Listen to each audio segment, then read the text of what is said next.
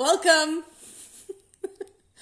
That's Werner. I'm Jeanne, and this is a little bit of an unusual recap because I'm out in Wellington visiting Werner, and we can't stop talking about the episode. So we thought, why not? Thank you, Taryn, for the suggestion. Why don't we do a little recap and take questions and comments about that ridiculous episode? Episode 14. They're 32 days in, and there are 8 people left at the start of the episode. And right off the bat, they come back from tribal council, and to quote a very good friend of mine, fireballs! Yes, how's it, everyone? Yeah, straight off the bat, sort of quite interesting actually, because a lot of people start congratulating Jacques immediately after for doing that badass move of not playing his idol and buttoning up his shirt, and everybody's quite impressed with it. And then it turns to absolute toffee, because what happens is he kind of tries to be this badass continuation, and he goes and says that he's now, the plan for next tribal council is he's going to be safe because he's going to play his idol, and then he's going to come up after the next motherfucker. Now, in Jacques' defense, I don't think he meant what that word means. And if I understand him correctly, he was saying he's going to come after the biggest threat. Now, yes, the word was a bad choice in that moment, but the reactions, I don't know, Vanna, what do you think off the bat of those reactions immediately after tribal council? Why give me the difficult one? I'll wait, and what do you think? You're the nice guy, you're the calculated, and your social game is better than mine, so I'll ask you. When you're part of a majority alliance, you don't want to lose your members of your alliance to a minority, because that means, your game is in trouble. And so sometimes when someone in the minority, they can really do stupid things. They can roll their eyes, and that can be enough of a reason to say, let's not mingle with them. Or, they might be lazy around camp. Maybe they like to eat with everyone, but they don't do dishes. So people can sometimes do way less than what happened to Jacques in that moment. And it's still enough reason for someone to say, oh, so that's why we don't play with him. And sometimes, for me, it's part of game, You want to keep your people away. So in that sense, Jacques gave him something that put him on one side, right? Yeah. I think, so that's just a pretty much almost like a dead, straight up assessment of a situation from a game perspective. I think a different question is, there was quite a strong moral undertone. Yeah. Whether Jacques is, on our level as human beings, and I think that's where we are going with this, because that's a different thing. Yeah. And maybe you want to get into that. So let's unpack what actually happened. Steffi goes straight off the bat, realizes she's made a huge mistake. In fact, to quote her, she says the biggest rookie error in flashing an idol. So she admits and owns her mistake, and then Jacques starts to go off on a tangent, and he says all the things he says, and everybody, and we just rewatched all the little bits, everybody weighs in. You hear from Mike, you hear from Letitia, you hear from Steffi, you hear from Nicole, you hear from Rob. I don't think Maba said anything in that moment that I could pick up. Okay, so I want to say that this is a TV show. And it is an edited TV show. It's not live. We're not seeing everything as it happens. We are seeing around 3 days worth of footage for one episode.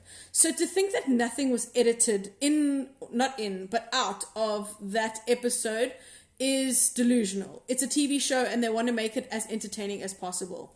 With that said, I think that what happened there was beyond the game. And I often think about the parameters in which you play this game. The game you play, and I've spoken a lot about this on my recaps with you, when I talk about the human side of the game, because you play the game and you think everybody's on the same level because you're all there to win R1,000,000, and then you get out of the game and you see yourself doing stuff that you wouldn't normally do. You wouldn't say the things you say to somebody in Survivor. You wouldn't say to their face in real life. And so you realize that it's a game played by human beings, and the humanity, I feel, in that moment was suspended. I think people started treating Jacques, and it became a mob mentality. And I think people, like those people sitting around that campfire, would not normally treat people that way. And I think that it crossed a line, and I think the mean girls came out. And if you want to know what the rest of South Africa, okay, one side of South Africa thinks, just go on Twitter. It got really dark. It got really mean. And I actually think it's tough, because I want to say that everybody overreacted, but it is, I think that the people in the power got super arrogant. They got super, they just took it too far. And I put it to Werner earlier, if you were in the position of any of the people sitting around the fire and Jacques had come back and he had done that, and I think on a human level, both Werner and I believe that we would feel sorry for Jacques immediately. But there's the part of the game where you don't want to ruffle feathers. So everybody at that campfire has just said anybody who speaks to Jacques is on the out. So what do you do in the game where you know that there are people at the top running the game, and somebody like Rob who's just said anybody, everybody who speaks to him is like out of the game. So what do you do? And I put that question to you, and you had a great suggestion. If say you were Mike in this game, or you were somebody in a better position of power, so say you were Steffi or Rob, what would you have done in that position? Yeah. Once you realized how bad things had gotten, he'd slept on the hammock by himself, what would you have done? Yeah. Just a little bit of a Survivor story or experience from my side. It's like I enjoyed going to sleep on the hammock. Yeah. But then at a certain time, you never know what time it is. It really gets cold, because there's cold. The sea breeze, moves under your body, under the hammock, and so at the end you end up in the shelter. So it's cold out there. I think for me, I don't mind an alliance going stronger and stronger and stronger, making sure they're tight, and even that control in that alliance. I think Rob is playing masterfully with some of the other guys as well. I think what's hard, and I don't know. Well, I hope I would, have enough sense to maybe do it a little bit different in that situation. But it's hard out there. I always tell myself I don't have an issue with playing very hard, very, very, very hard. You have to play at times brutally hard, because the game is brutal, and like literally writing someone's name down is saying it feels like a rejection sentence. It is a hard game. But I'm trying always to find a way when I was out there to say, so I'm playing brutally hard against you. And I remember myself and PK had these conversations. And I'm saying, PK, we're buddies, but I'm coming for you. It's toe to toe. It's hard to see someone 24 hours later still not being allowed to speak to other people, when he walks into camp, sorry, please go back. That's hard to see. I understand how that happens, but it's hard for me to see. And I told John, I think what I maybe would have done is said, okay, if we can't talk to Jacques alone, then come and sit here, Jacques. Come and sit here. Let's chop up the coconut, or let's clean the pot here. But it was hard to see him cast aside like that.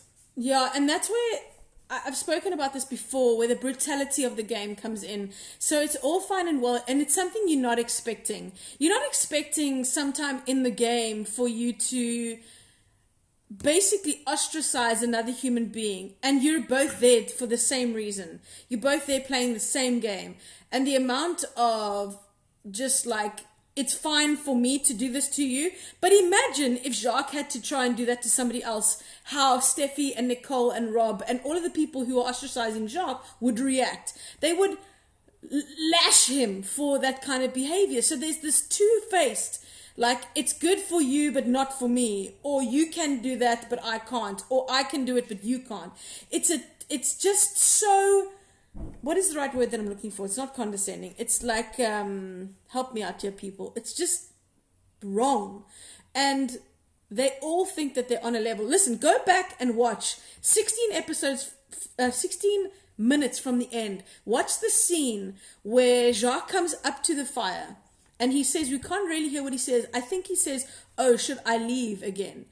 So Nicole, Mike, Maba, and Rob, and I think that's it. They're all there. Oh, Durao was also there. Letitia didn't seem to be there. They're all sitting there discussing strategy. It's where Mike sang Jingle Bells, which is probably the strangest thing I've seen so far in the episode and the season. When he walks up to the fire, he says to them, oh, should I leave? And Nicole says, yes, you can go. Like dismisses him, like, what are you doing here? But that's not the part that bothers me. If you go and pause it and you look at her face, she takes joy in that moment.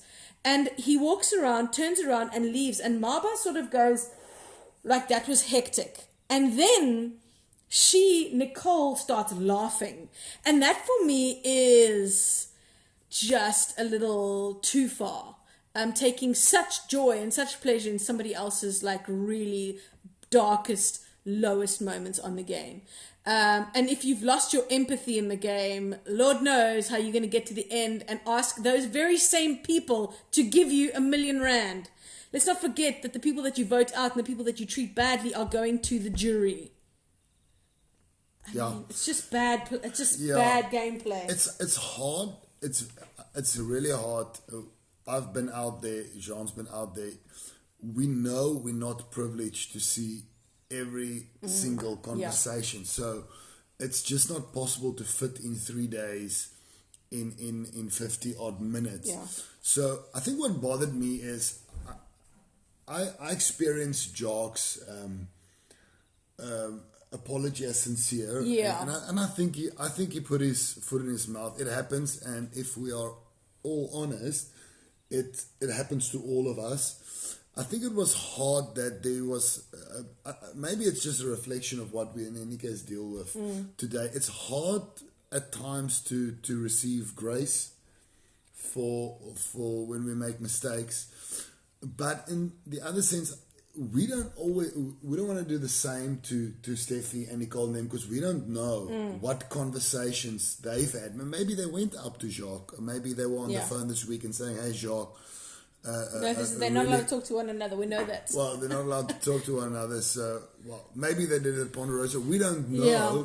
All we're saying, it's not nice in that moment what we saw. I tell you, the part that sticks with me is the game and Jacques and Mike. This is such great editing from these creators of the show, because last episode, when Mike gave up his did he give up the letter or the food for Mike last week?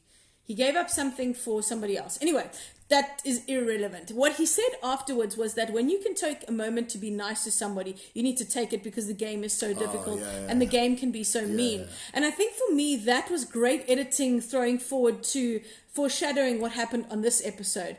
And I think that the moment to be kind came right after that had happened, and they should have been like, Jacques, you know what, we were too harsh last night, and be sincere about an apology. But because they felt so good with how they had pushed him out and they'd shown him to be a fool, to mock him, to put him down below subhuman, and it felt really bad. And for South African Survivor, which is so good, it is so good, for us to take that nasty turn, really, I think, rubbed a lot of people up the wrong way and was expecting more of our South African players. And I think it just took a turn for the worse. Both Werner and I have spoken to Jacques. He's okay. He says he's struggling for people like his wife and his family who've had to watch that now. which must be just awful to watch somebody you love watching you be taken and being mocked and being belittled by peers. It must be atrocious. So to Jacques, we want to say, listen, bro, we support you. But again, Vari's touched on it, and I've said it many times in this this recap session that I've been doing, is that I don't want to judge the people.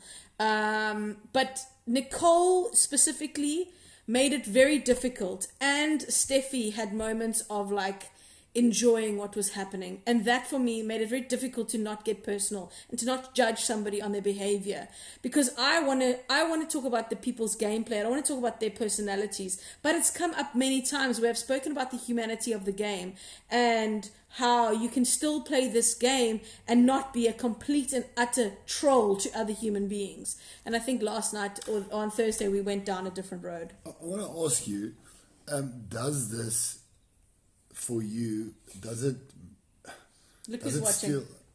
still Jeanne just joined from the other room. Hello, Jeanne. does this steal from your enjoyment of the show and being a fan right now? Does it take away from your Survivor experience? I don't think it takes away from my Survivor experience, but it takes the enjoyment out of that episode. And I think we left on such a cool high from last week's episode where Jacques had that badass move and survived, being voted out in such a cool and slick and mafia boss kind of way. We go straight into this episode, and we've had a week, and that's maybe one of the benefits of not being able to binge watch this, because if I'd gone straight from that into this week's episode, I would have felt robbed of that moment. So I had a week to deal with that. I had a week to appreciate it, and then I go into then I go into this complete and utter, like, it felt wrong to me. The whole moment just felt wrong as a South African. It felt wrong as a somebody who is quite empathetic to others. It felt wrong on a human level, and that's for me where I thought the enjoyment of that specific episode went out the window. And before we carry on, if you have any questions, please post them below. I've got 2 already, so let's just quickly. Sheldon has posted 2 questions. He says, is there any way for the Amigos to be redeemed after how they treated Jacques? Are they DOA at Final Tribal Council? So dead on arrival at Final Tribal Council. So the Amigos, we're talking about Steffi, we're talking about Nicole, we're talking about Rob. Rob seems to be coming off quite well in this. So again, Rob is managing to manage his social response from the jury, certainly. I mean, they weren't there, so they won't know. But the first person who leaves and goes to Ponderosa, Maba will tell them exactly what happened. She will never be able to tell the vibe and the feeling of what actually went down. She won't be able to convey that. So I don't think the people at home, I beg your pardon, I don't think the people at Ponderosa, the people on the jury, even knew how bad it was until they watched it on Thursday. And the problem is that those people have already voted for a winner. They finished the series. They voted. We don't know who wins yet, but that gets read live in Cape Town at the end of the season on the 12th of September. Those votes have already been cast, and I wonder if anybody would have changed their vote depending on who is left in the final 2 or 3, depending on how far, if we go to final 2 or 3. That would be a great post-show recap. I just want to comment on something. Like, for me, it's a rhetorical question. Do we find situations like we saw on the TV screen this week in real life? In schools? Yes. In the workplace? Yeah. It happens. We don't often see it in TV in such a real way. Okay? So, for me, it doesn't steal anything away from the show. The show is allowing a group of people to live. Yeah. You know, and when you get to day 30, I mean, you're in a whole new society with its own rules. Yeah. And like I said, I think let's fast forward 2 months. And let's say every one of these people, they've sat down, they've been to a reunion, they sat down on a table, they spoke, they cried, they hugged, they said, listen, I'm sorry about that. I'm glad we had this moment. Because I think what we can learn out of this, everyone, is when you are in a majority of people, it's easy for you to have a misconstrued view of a topic. The mob mentality. It's so easy. Oh, that person is wrong, and you as egg each other on. You egg each other on, and so for me, I think it was a great episode. I enjoyed it. It's not nice to see Jacques lying there on the hammock like a poultry, you know, but for me it was good to see it, and that's not to put the people under the bus like the Amigas and the rest. It's just it happened as it happened, and let's learn from it. I enjoy it. I actually agree with you, because what is good TV, right? The good TV is when people are talking about it and it's still resonating with people. And that was Thursday. We're now Saturday night and we're still talking about it. It's still something that's going to come up tomorrow. And by the time the next episode comes along, we're still going to be talking about it. So in that regard, it was good TV.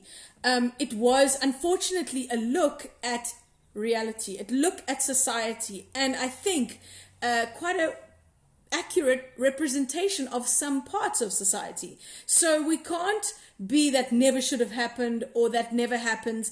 It does happen. And in a society like South Africa, where there are so many people unequal in society, whether you're looking at minorities, whether you're looking at women, whether you're looking at people who are not the same money, wherever in life, it happens. And so I always said that Survivor is sort of a snapshot. It's a petri dish of society. So there we just saw the ugly side of society come out in full force, front and center, the ugly truth, and it was flippin' ugly. And I wanna just throw something out there. This is gonna sound like Dr. Phil or Pastor Werner, but it just comes from my heart.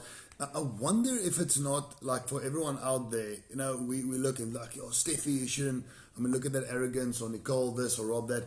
But I wonder if we look around our workplace, and if we look around the place where we live, if we'll see people out there like Jacques, that we now can be agents to bring back in, you know, and extend some grace. So I just love this. I could talk about this for a long time. I'm glad it's in the past. It felt like Thursday. It happened a few months back. Yeah, it's already happened like probably end of February, somewhere there.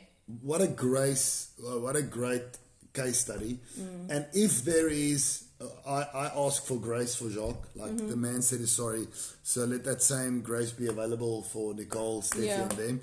But great show. I mean, the episode, we still haven't we still going to talk about it. We're going to get there, but I just also want to say that I have a lot of empathy as well for Steffi and Nicole, specifically watching that episode, because sometimes you do things in the game and you don't realize what you've just done. So I do have a lot of empathy, and I've said this many times, that if anybody who's been on this show needs somebody to talk to, because you can't talk to one another, if you need somebody to talk to just to vent, and somebody who was there until 39 days, who understands how things can go pear-shaped and how difficult it is to watch yourself do horrific things on the TV and say terrible things. I said that the worst thing possible that could happen on Survivor would be if Tony got stabbed in the face. It wasn't great to watch. It was a funny line in the moment, but watching it back months after it had happened, in a weird context, was awful. And these are the things you have to live with. So Steffi and Nicole, I don't know you in person, I don't know you in real life, but honestly, if you ever need to chat about anything and decompress, what's inbox me here, somewhere there. Yeah. Well, can I just, before we move on, is it possible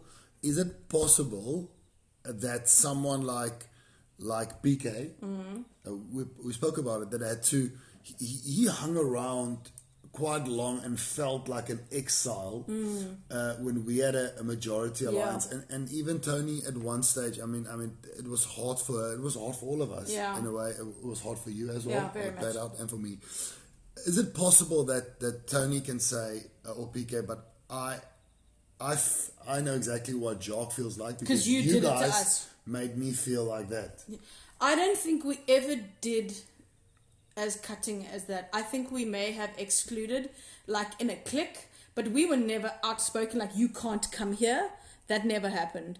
And I do feel, again, watching it at home when it happened that we had maybe gone too far, and sometimes I was too short with people and I wouldn't engage with them because they weren't part of my line. So I see my own errors in watching this episode, and maybe that's why it's so difficult for me to watch. Before we move on, and I'm going to get to some of these comments, but let's quickly just take another one from Sheldon. How important is forging that bond with making eye contact and mirroring their reactions? I'm pretty sure he's talking about in relation to your reactions and the jury's reaction. If you look at, I was actually really fascinated by what was happening with Steffi and Nicole and the jury's reaction to them. They are not paying attention at all to how the jury is responding. And if we go back to last week's episode, I think I spoke about how Jacques is the only one who was playing to the jury. So even at the start of the tribal council, Jacques almost recaps what happened in a really dense little way.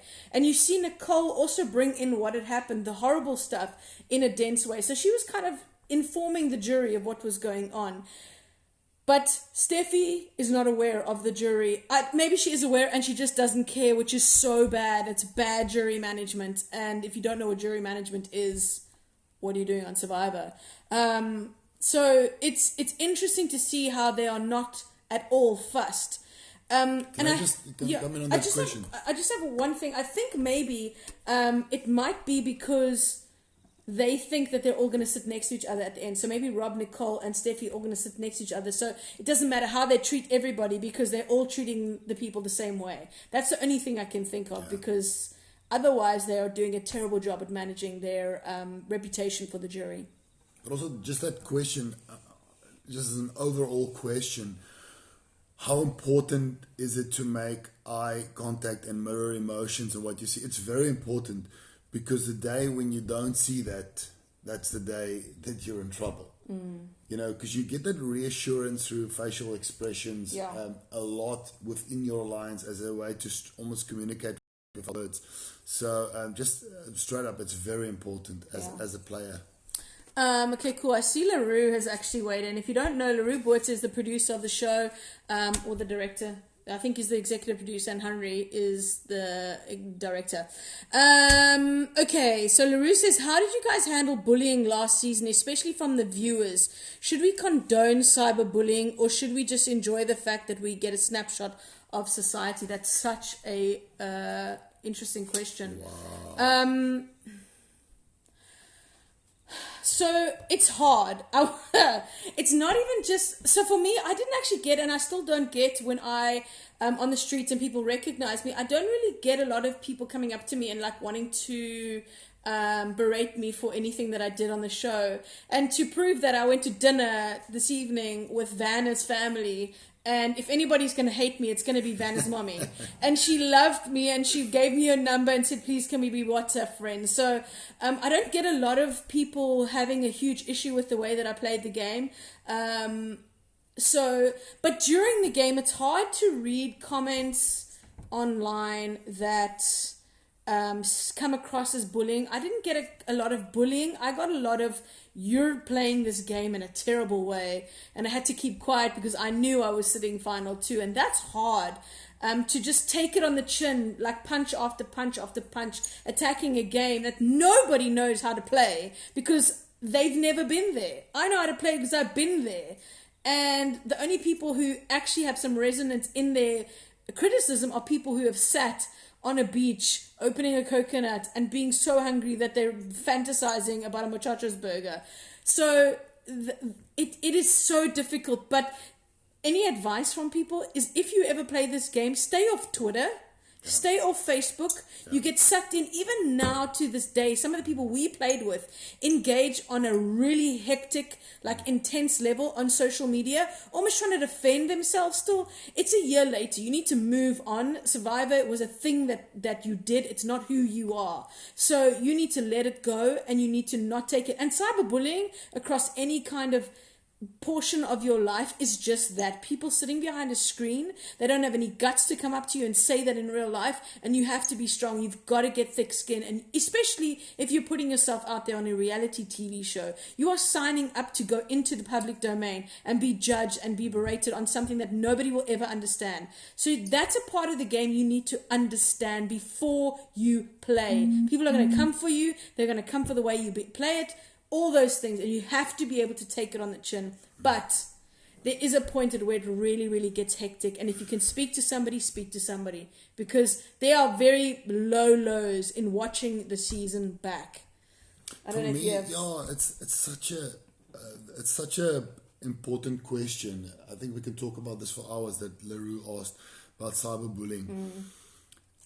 I had this idea the whole time of when we were getting it handed to us on social media. It's you go on an island and you get filmed. In Survivor's case, you get filmed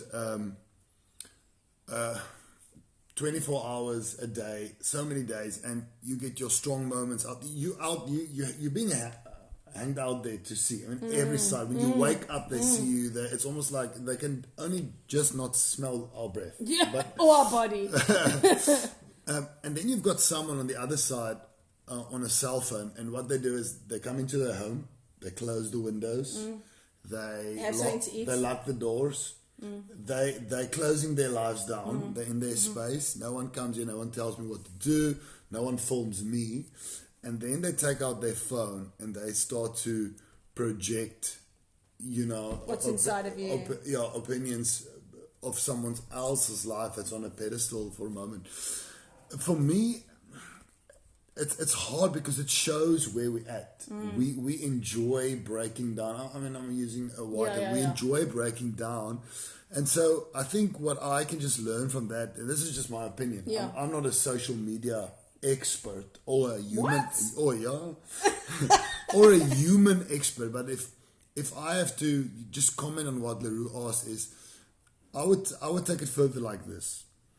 Get friends and a community around you that enjoys building you up, that sees the diamonds that's in you, even below the rough, and build you up. Because if you make social media your community, it's going to be very shallow. So it is a brutal place. It is. It can be. It's brutal. Yeah. Okay, there's been lots of comments. Let's try and get to a few. Where did we leave off? Okay, so Taryn, we haven't got to you yet. Okay, so... I think that's... Okay, there we go. So Hannes is talking about shouting at the TV. I think you, along with hundreds of thousands of South Africans shouted at the TV, we will get to Maba's play before we finish up. Yes, it happens all the time. I'm pretty sure there's talking about bullying in real life. It's why it's triggered so many people, and that's very true. I think a lot of people are feeling touched on their feelings because they either related to Jacques or they saw themselves in Steffi and Nicole, and that's maybe some of the scarier parts. If you see bits of yourself on TV in that moment, even the people who were sort of sitting there and letting it happen, if that's ever happened in your life, then also that you would have seen it and gone, ooh, maybe some people wouldn't have been so introspective, but there's parts of me that I keep asking myself, what would I have done? Would I have said this has gone too far? If I was in that numbers majority, as cocky as we were in our majority, would I have accepted that? Would I have tolerated that human level? And the only thing, and you and I spoke about this last night, is that the bit that sort of gives me solace is when I stood up for Tom, when I didn't like the man, but I stood up for him anyway because I didn't like the way other people were speaking to him and treating him. So in my brain, I keep thinking that maybe I would have said something, I would have stood up for Jacques, maybe it might have cost me, and I might have gone and spoken to Rob and Steffi and Nicole and the people who were pushing that agenda really hard and say to them, I'm just going to go and have a conversation with Jacques because I don't like the way we have treated him and it's unfair. We know he's at the bottom. We know he's going home. We know we're good, but please can we just have a human moment here? And I'm hoping that that's what I would have done, but who knows? Jeanne is commenting from the other room. Good to see on TV, and we can all reflect. Missy CK, she's a regular on my Sunday nights. What's up, Missy? Yay to two awesome people. Okay. So Taryn says, I was so mad during Tribal, even when they were so rude to Jacques, but fully agree. Moments like these are needed to start conversations and make you think. Well done to the entire Survivor team. There you go, LaRue. High five to Jacques from Jeanne. Missy Casey, says, I feel bad for Jacques. Things are said in the moment and bullying isn't nice. Sheldon says Jacques and Jeff had a big moment where they were both frustrated with the votes. We're going to get to tribal council in immediately. We can skip the whole episode and just get there. Who do you think the jury are rooting for? Straight off the bat from this episode, I think everybody on that jury is rooting for Jacques. And I think, this is my personal opinion, you can weigh in. And I think that, here's me giving you permission to speak about it. I think that Mike is also high on the list, except at the end of the episode when Jeff says to Mike, what happened? And he goes, I have no idea. Yeah. And Jeff kind of rolls his eyes. So I think all the people that the jury tolerates are on the jury. So things are going to get very interesting in the next couple of episodes to see who's going to turn on who's finally going to make a cut of the final three, and by them I'm talking about Rob, Steffi and Nicole, because if nobody cuts them, they're going to the end together, because I think, and if they don't see it, those are the only three people who can sit next to each other and maybe have a semi-decent opportunity to get the $1 million. No, I think the jury would, some of them would emotionally be rooting for Jacques. It happens with underdog. He's fighting, he's like, he's a man that needs to conquer the mountains. He's out there fighting for the jury. On an emotional level, I think if there's some sense of survivor maturity, a lot of them would be recognizing that Rob is playing a good game. Those would be the two names that I'd be throwing out now. True, and I think after this episode, Mike might have slipped down the rankings anyway. Michael says, on body language, did you also notice that Doral wasn't receptive to Mike's plan to oust Rob? Doral was scratching and touching his face throughout and umming and ahhing. Listen.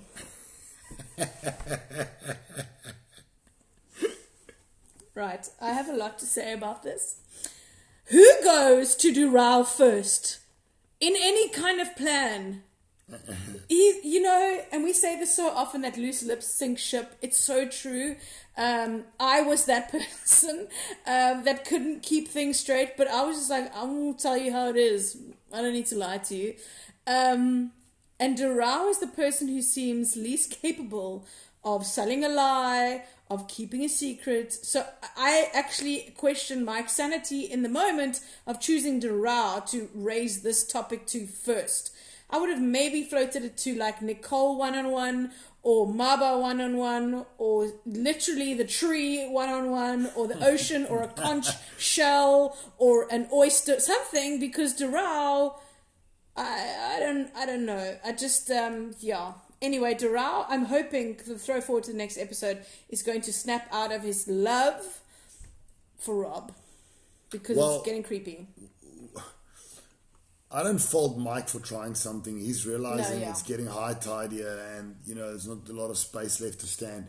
But I think the question to ask now, because is that Michael that asked that? Yes, Michael.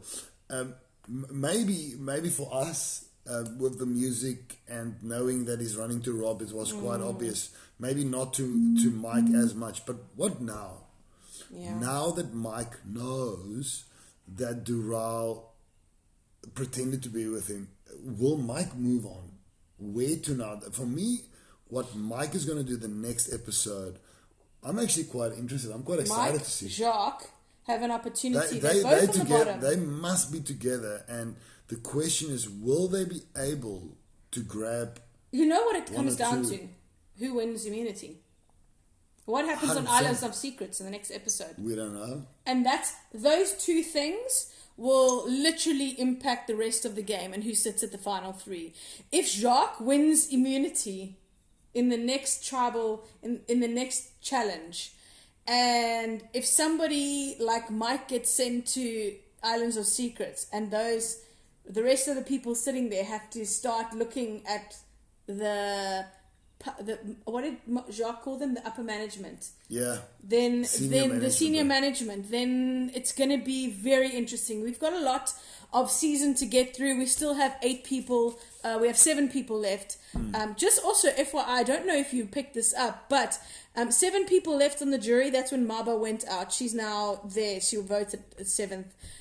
7 people left on the show. Yeah. Went home with an idol. Palesa went home with 7 people left on the show with an idol. So, Boom! Here's something to think about. He can manage his energy. If he needs to go and work in the night, he will. But definitely both Mike and Jacques will get up, if they are smart, Go look for idols. tonight. 2 idols. 1 left the show. 1 was played. But where is Meryl's idol? Why did that not come back into the game? Well, my guess is that they had a few idols planned in circulation. I think if it was like the last idol, it'll keep coming back for a while, I'm guessing. But I think because they knew there was one coming, it's almost like it showed up through Marba's advantage. So we have 7 left. You can't play idols after 5. No. So And you also can't have a situation where someone wins tribal immunity idol. Sorry. immunity necklace. Necklace, sorry. Yeah. Immunity necklace, and then let's say there's 2 idols or 3, and then because there's one it's a person left. vote. Yeah. So Okay. I think one of them will return. So yeah. Okay, Missy Casey says, hats off to everyone that turns away from cyberbullying. It's a very hard thing to go through. Okay, Taryn's got another question that says, what was the most difficult part for you after the show, Vanna, while you were watching the season back? Were you judged as a passer and playing the game the way you did? I was a bit worried because I really see it as a game. Yeah. So like I would be a little bit more on the brutal side of playing the game because I've been so used to seeing it as sport, and I've played contact sport myself, and I know how to play so hard that it looks mean, but then being able to embrace an opponent afterwards. So in my mind, I'm ready to play, but I know in Martinez's mind, for him, that for me is compromise. So it was hard for me to even personally work through that. But I think the hardest part for me was knowing I got to day 37 when they voted me off, and it was hard to start the journey, but this movie doesn't have a great ending, I think for me that was the hardest by far. And as the season went on, we have fans and they say nice stuff, but there's going to come a day where you will break the hearts of your fans, and for me that was quite tough. Thanks, Darren. Yeah. Okay. Where else? So what have we got going on here? Whoops. Let's go back there. Okay. Sheldon says, I know people are saying Mike made a bad move by voting for Jacques, but this may have been the only thing he could do to prove he's loyal to the 7 going forward. Are we there? Is that is that where we're at? I just want to. Are we doing that? Are we heading to? Just a moment. Okay. So let me just talk while you have a moment. Just you talk. So in the beginning of the episode, after Steffi says, "You know what, guys? It's been the biggest rookie mistake on Survivor ever. I got flustered. I wrote the wrong name down." There's a moment, the interview moment, where Mike says the following. He says, "One job. Write down one name." And Steffi was supposed to write down Jacques' name. And it looks like Mike was following his own advice, even after the name that's been handed to him was immune by playing an Immunity Idol. Great editing. It's such a... great editing. This episode is so complex on so many levels. Very but good. what irritates me so much is how dumb South African survivors come across. And again, it's very difficult for us to sit here in the moment knowing how dumb they look, voting for somebody whose votes don't count. But I just think it's so strange. Why would you not just all vote for Maba? I just don't get it. That's never happened. No, it's never happened, and that's the difference. So Jacques, imagine like Jacques thinks, eats, sleeps, whatever else you need to do, drinks, and like I was gonna go where. But that's what he is with Survivor. So he would have thought of so many different like iterations of like cool, badass plays. And because he was ostracized, he was literally lying awake in a hammock for 24 hours or for that nighttime sequence anyway. And Vanna can tell you, you don't sleep there. It's so cold. He's been ostracized. His brain is going a million miles a minute. You don't sleep anyway when you're on Survivor. It's very difficult. So he would have been thinking about what comes next and how he can try and redeem himself. And he would have come up with this plan, which I think was incredible, by the way. Yeah. I would have never thought to do that. It's just fascinating that nobody took him up on this golden opportunity to at least try and like, hey guys, should we not just, we don't have to split the votes anymore. Everybody who's going to vote, just vote for the other name. Yeah. Yeah. So let me play this out. I hear what Sheldon is saying. It's maybe the one upside, the one argument. Okay, I'm going to put on. We don't see everything. Yeah. But let's just roll with this thought. So let's say the Lions goes to Mike and say, listen, whatever happens, you write down Jacques' name to show that you are with us. Okay. And then maybe he went through. But so now let's imagine before this episode, both of us felt Mike's really playing a strong game. Okay, look, he seems to be very sociable, and he understands people in the game. But now imagine he sits next to Doral in the final and Letitia, which I think most people will agree at this moment is not the strongest guys in there. Although Doral he's getting there. But now before this episode, we would say Mike will beat Doral and Letitia, right? Would you say that? Mike would beat around Letitia, yes, okay. I would say so that. Doral sits at Final Tribal Council and he says, okay guys, I can't tell you who to vote for, but you can either vote for me.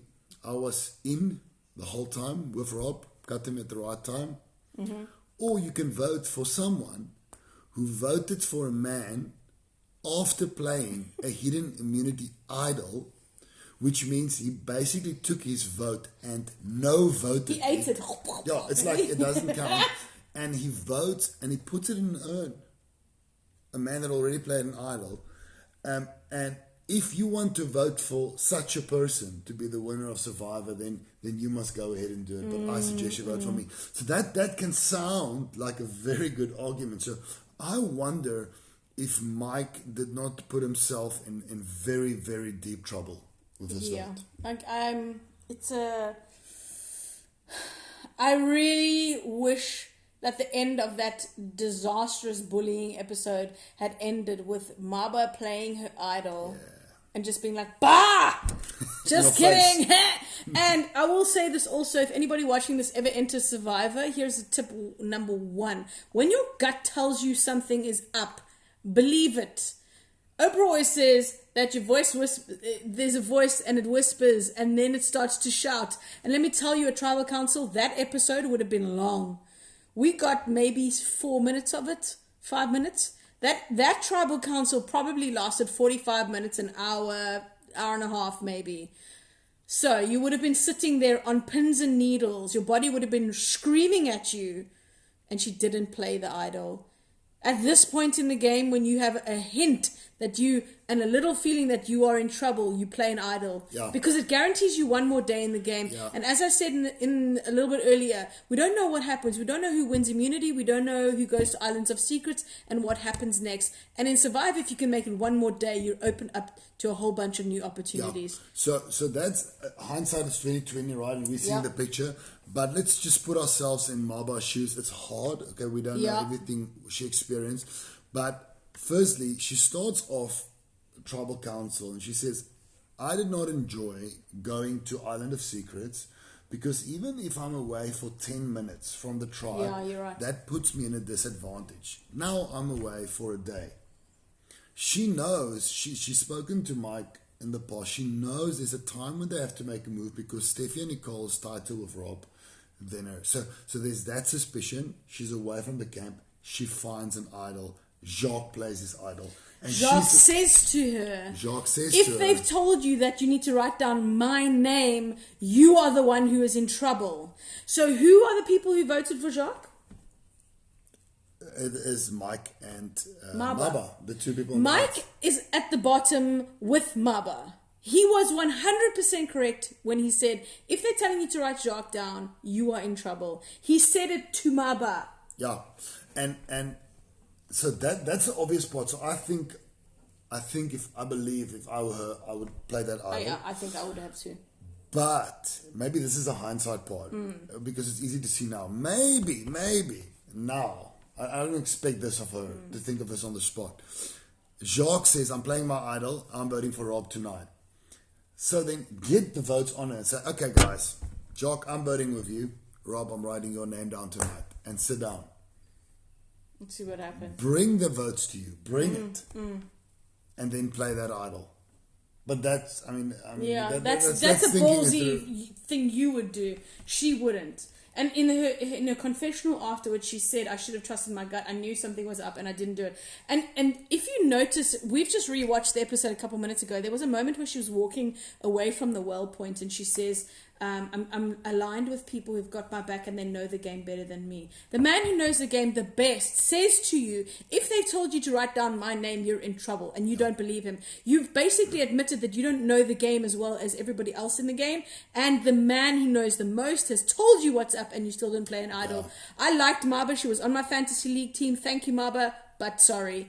You unfortunately go home, and you cannot sit on the jury. You cannot sit on the jury and say that you played a better game than anybody else still in the game. No. Even Letitia, you did not play a better game than Letitia because you did not play an idol when it mattered. You did not outlast. The 3 rules of the game: outwit, outplay, outlast. You cannot outplay or outwit if you don't outlast. You're passionate about that, eh? Because why? I outlasted. That's why. Okay, let's go. Sorry, we need to keep up with these questions. Mike keeps saying the one more vote, but all the numbers he can rely on are leaving one by one. Can I just say the reward the next episode? This is from LaRue, by the way. Yes, I had this conversation with LaRue on Friday. He gave me a Laume buff. He said if I was in the game, I would have been in Laume. And I don't know what I think about it. It's in the car. LaRue says, can I just say the reward the next episode is a brand new take. This is hot information. Nobody else knows this. It wasn't in the throw forward. So if you are listening right now, the 15 people online right now, this is only information you're getting here right now. Except I haven't scrolled down, so you may have got it already. The auction is going to be a twist. It's going to be a new take on the auction, and I won the auction last time and I stole chicken from Werner, and so I'm very excited to see what happens. Meryl's idol was flushed pre-merge. No, it wasn't. She played it in the merge, didn't she? No. Oh, yes, you're right. Sorry. LaRue's looking forward to spin on the... Okay. Howdy, Jeanne. Seriously getting close to burning my DSTV. Durao is going to be in the end of me. Marius is the funniest guy. Also, my cat's not here, Marius. LaRue says, we currently have 2 idols in play with Jacques' idol played and Maba's idol out of the game. We might see an idol come back into play. LaRue is spilling all the details, guys. If Jacques... How many? He's found 2 already. He's going to find it. He's going to find another idol. It's him or Rob. One of them's going to find it. One of them's going to find it. Oh my God, this is going to be so good. If Durao was told to vote Jacques, he may have done it too. Yeah, well, 100%. He may 100% have done it. Yeah. I'm loving the editing of the season. It's so funny how they do it. Brilliant. Well done to LaRue and the team for the way it's being done. Super entertaining for us viewers. Durao does everything Rob wants. Everything! And then he swears. People are giving me a hard time and saying Maba is dumb. But her not playing the idol is a testament to the ability of Nicole's reassurance of people that they are safe. Again, what?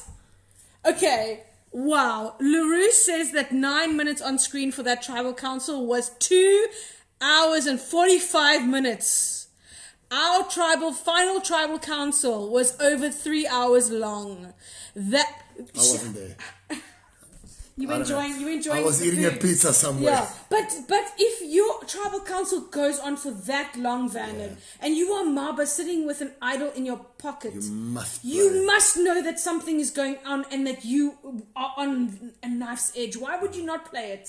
2 hours and 45 minutes, So for me, sorry. what that means is Jacques' effort to say, and Nico saying, I'm giving you a chance to do anything, is they were given ample opportunity to maybe get up. Maybe Have get a up, discussion. go to someone's Yeah. If I was Jacques, I don't want to spoil these kind of strategies in the future. If I was Jacques, I'm getting up and I'm walking somewhere to anyone else, and I'm just in the ear. Saying nothing. And then I'm saying nothing, and then I just pretend they're with me. I'm just Dural. Definitely Dural. Yeah, go to Dural. Yeah, Dural, for sure. Shanae says, Outlast is my brother. Sanak is in there. Sheldon, Jacques will get the auction advantage. Yep. So also, here's another twist, guys. If I know this game, and I've played it, so I know it okay, the letters will also come back into the auction, so you will spend money on your letters, which means that you have less money for the advantage. I predict that Jacques says no to the letters and goes balls to the walls for his advantage. What would you choose if you have to choose? You had that fried chicken, right? Fried chicken. I did have that fried chicken. Yeah, fried chicken and chips.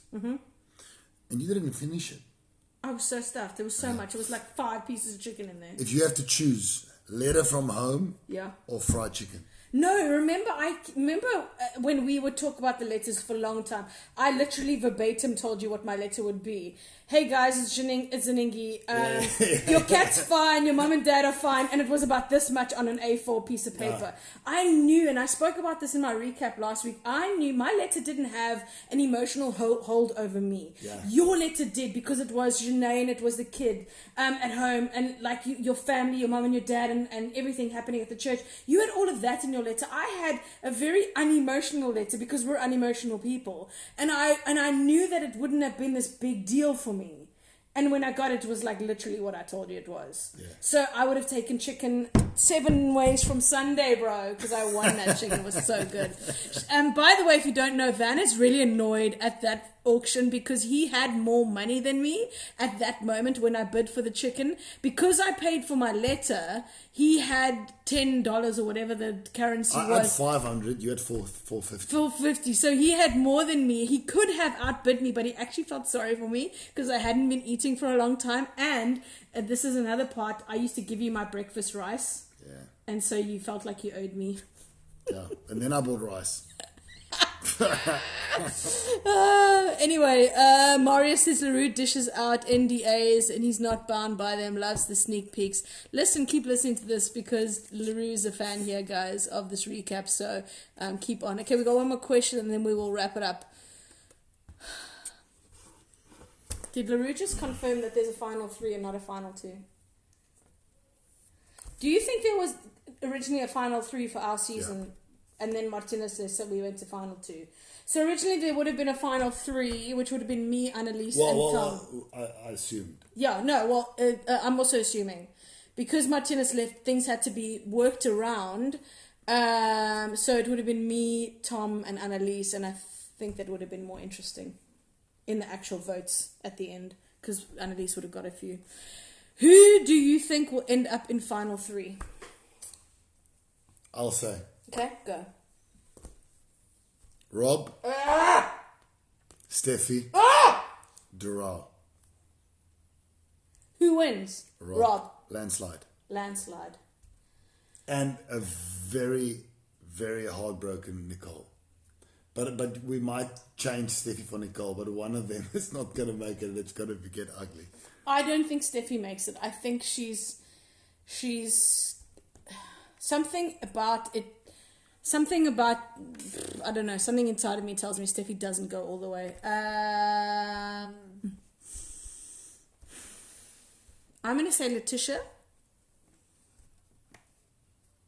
Dural, and Rob. Who wins? Rob. He takes the 2 goats to the end. for the slaughter. What if Letitia unleashes the best? Final 2 challenges, like the boost.